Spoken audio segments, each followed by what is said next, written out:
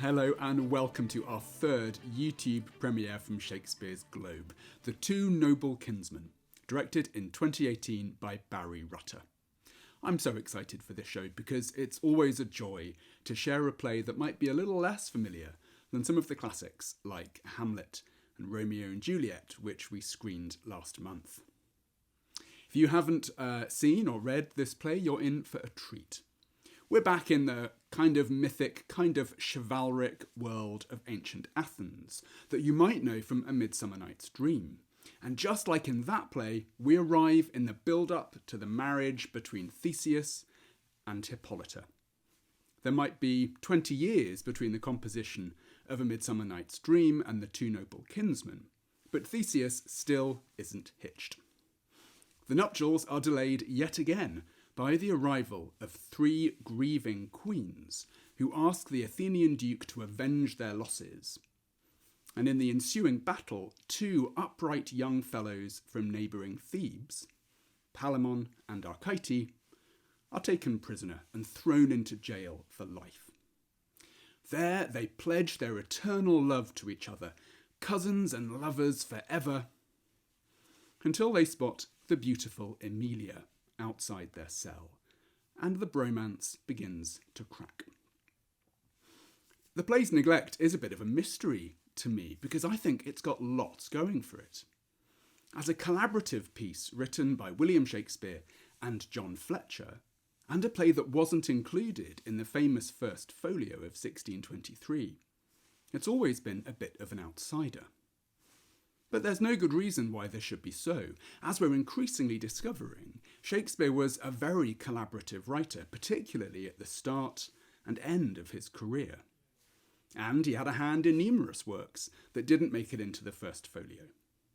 I'm a huge fan of The Two Noble Kinsmen and happy to campaign for #TeamTNK.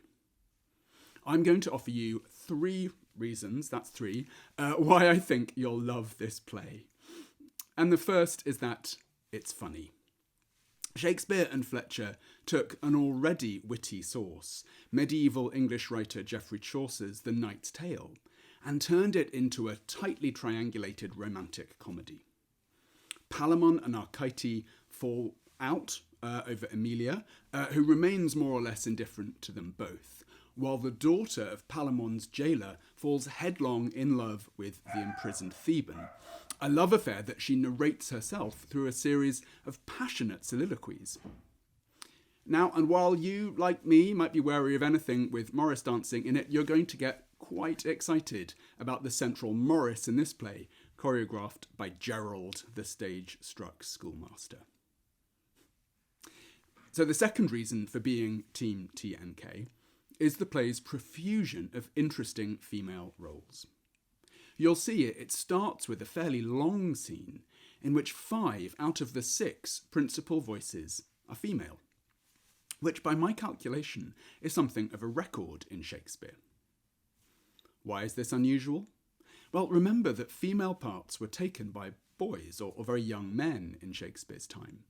So this female-dominated opening scene tells us that Shakespeare and Fletcher's company had 5 exceptionally strong boy actors able to carry the start of the play as Emilia, Hippolyta, and the 3 mourning queens. And we might notice that Shakespeare's later plays like The Winter's Tale and The Tempest also feature scenes with a large number of female characters, as do plays written by other dramatists for the company. And perhaps this was a particularly fortunate time for the King's Men, when they took advantage of their company's skills to produce increasingly female-focused stories. And the third reason I'm going to offer for getting into The Two Noble Kinsmen is its amazing queerness, which runs through many of the play's relationships. A key part of the story is Theseus's ongoing intimacy with Pirithoos, his closest friend. An unfazed Hippolyta says in Act 1, Scene 3, of her own position within this ménage à trois, I think Theseus cannot be umpire to himself, cleaving his conscience into twain and doing each side like justice. which he loves best. And Emilia, soon to be the subject of an intensive sexual competition, reveals a passionate earlier relationship with the long-dead Flavina that lives in her memory as an unmatchable ideal. The two girls loved like the elements, more indeed than Emilia will ever love any that's called man. As she concludes, the true love between maid and maid may be more than in sex dividual.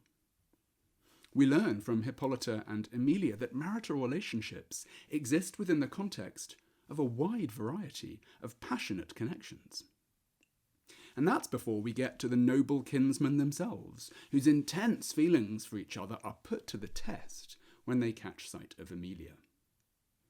Listen out for the ironic declarations of love between the two men in Act 2, Scene 2. "We are one another's wife," promises Arcite, shortly before it all goes horribly wrong. But that's not to say that the play is unconvinced by same-sex intimacy. Early modern culture had considerable space for homoeroticism in both approved and illicit contexts. And if Palamon and Arcite don't quite measure up as perfect friends and bromantic lovers, that doesn't mean we're supposed to disapprove of the feelings. Let's return to Emilia's celebration of her love for Flavina to find an example of celebrated same-sex love done properly.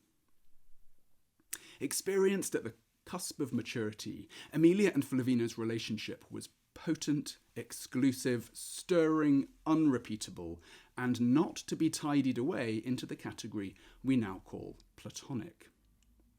When she recalls her love in conversation with her sister, Emilia's body betrays her intense feelings, something not lost on the observant Hippolyta. "You're out of breath," she remarks, knowingly. Thank you so much for watching and enjoy the show. The globe is temporarily closed, but our hearts and minds are open. We don't receive any regular government subsidy, so please donate if you can to help us continue to share Shakespeare's gift of stories in this wooden O.